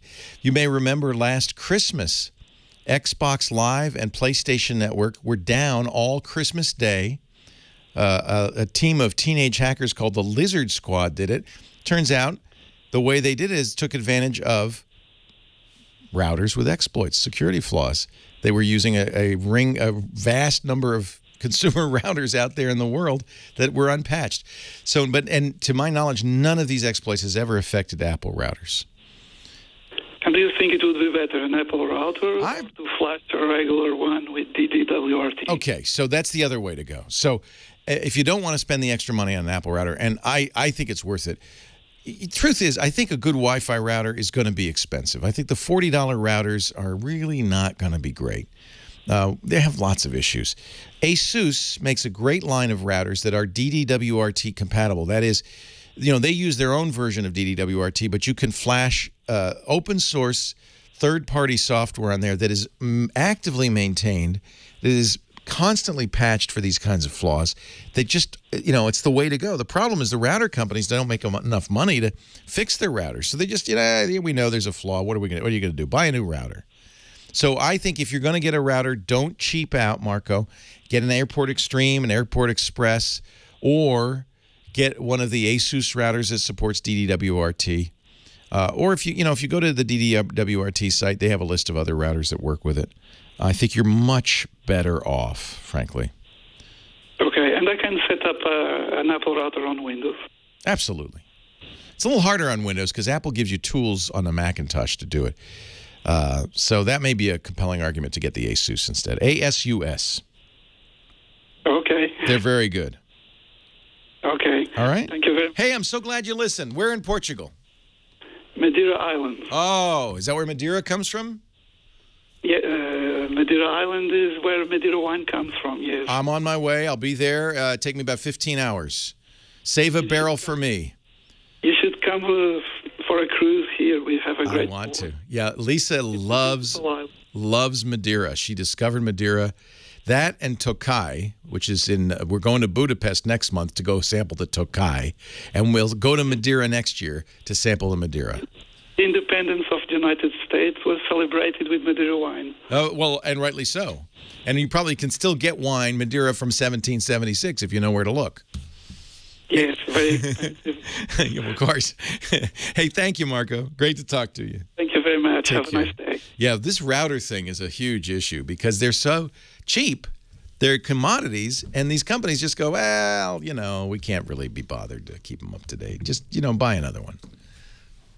Yikes. Now, as I said, we're going to continue doing calls. We're going to record some calls for future shows, so stay on the line if you're on the line. Keep calling for the next 45 minutes. I have, I think, a minute left for Steve in Vista, California. Hi, Steve. Hi, good afternoon. How you doing? I'm well. How are you? Oh, great. But not so great when it comes to my S4. Uh-oh. Let me tell you, I'm a taxi driver, and quite frequently, we have to send customer information to other drivers who need to go pick up that customer. Okay. And it would include a phone number. Yeah.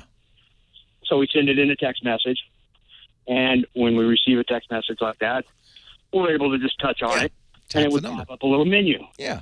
That would give you options such as add to contacts, right? Send a message. Yeah.